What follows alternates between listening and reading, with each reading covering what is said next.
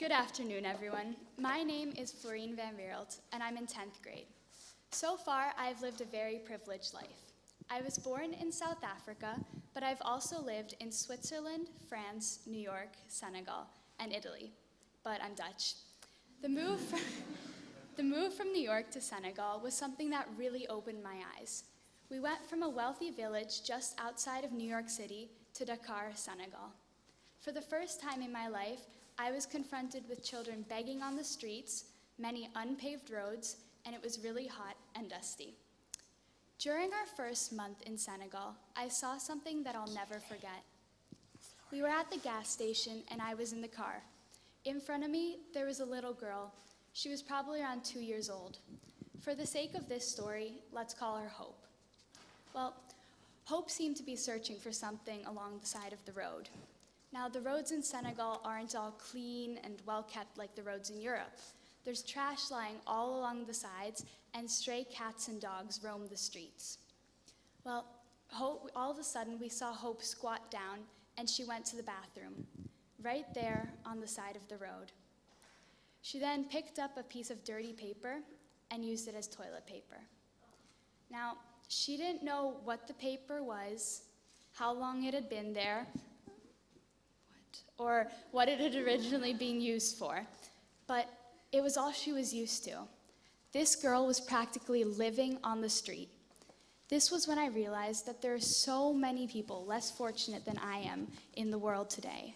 And as I'm growing up, I'm learning that especially girls in developing countries have fewer opportunities than boys do. This is why this year I've started a Girl Up Club at our school. Girl Up is a campaign by the United Nations Foundation, which mobilizes girls to raise awareness and funds for UN programs. These programs provide girls with life-changing opportunities, such as the chance to go to school, see a doctor, or stay safe from violence. Girl Up is a campaign for girls by girls, and more than 360,000 girls worldwide have already joined Girl Up clubs all around the world to stand up for the rights of girls. If there's one person who's really stood out for the rights of girls, it's Malala. Malala is a Pakistani youth activist who advocates for girls' rights to education. She's been advocating since she was 11 years old, and she even wrote about her situation anonymously in Pakistan. But one day, 2 men from the Taliban approached her school bus, and they asked, "Who is Malala?" After which they fired 3 gunshots, of which one hit her in the head. Luckily, the gunshot wasn't fatal, and Malala was rushed to a hospital in the UK. Today, she is still advocating for girls' rights to education and is an inspiration to girls all across the world. In today's world, a girl has a 1 in 4 chance of being born into poverty. There are more than 600 million adolescent girls living in the developing world, and of the 143 million out-of-school children, more than half are girls. But education can change a girl's future. When a girl is educated, she is healthier. She is more likely to seek health care, marry later, and have fewer children. When a girl is educated, she is economically powerful. When she earns money, she will reinvest around 80 to 90% of her wages back into her family and community, therefore helping break the cycle of poverty. When a girl is educated, she is positioned to be a leader. She will be more involved in her community, more prepared for decision-making, and generally more confident. Sadly, many girls don't have the opportunity to be educated. For example, let's talk about Sesuanyo, who lives in Ethiopia. Sesuanyo is from Amarha, which is the largest region in Ethiopia. She was married at the age of 5 years old. That's the age of children in kindergarten at our school. She had her first child at the age of 14. That's my age. The number 1 cause of death among girls ages 15 to 19 worldwide is childbirth. Sesuanyo was one of the lucky ones and survived. However, instead of being able to go to school, she became a statistic. Keeping girls safe is a global issue. Each year, approximately 150 million girls suffer from sexual violence and abuse. That means that every 5 seconds, a girl is being sexually abused. So for every 40 minutes, 480 girls have suffered from sexual violence. At our school here, we have 8 40-minute periods each day. So that means that in one day that I get to attend school, more than 3,840 girls have suffered from sexual violence or abuse. And this is unacceptable. 50% of all the sexual abuse is on girls ages 15 and under, so girls below the grades of 10th grade. 14 million girls will be married this year. 38,000 will be married today, and 13 were married in the last 30 seconds. These girls are under the age of 18. About 1/3 of the world's girls are married before the age of 18, and 1 in 9 are married before the age of 15. I've heard stories of women who went to drastic measures to save their lives. For example, during Liberia's 14-year civil war, girls and young women were often sold off to much older men as war brides. One woman who was a teenager during the war told Girl Up representatives that when the soldiers came to her village, she would put chalk on her face to appear sick. She did this to discourage them from taking her, and it may have saved her life.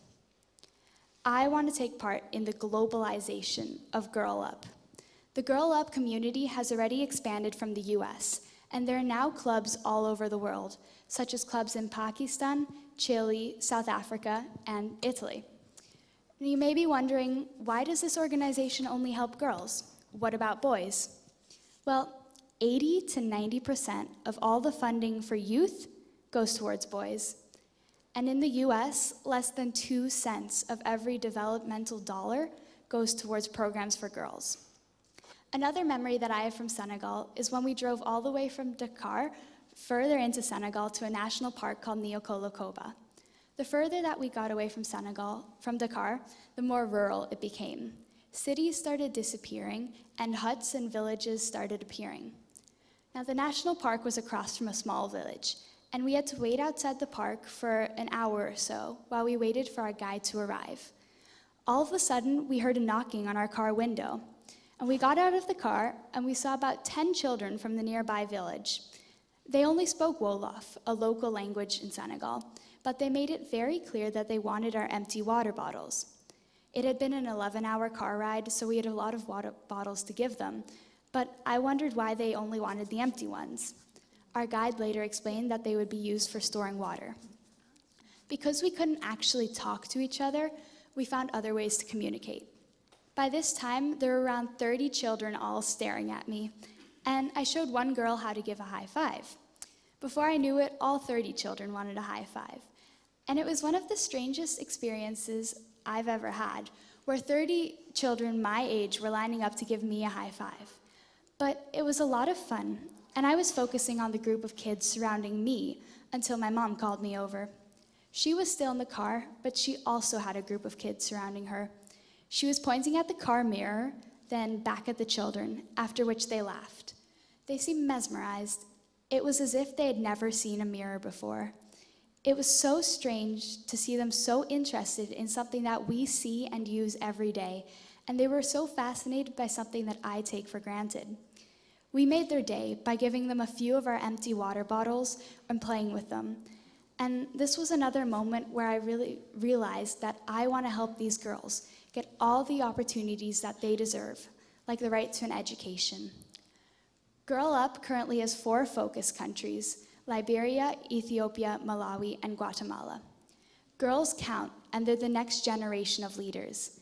Access to health services help girls thrive, and education can change their futures.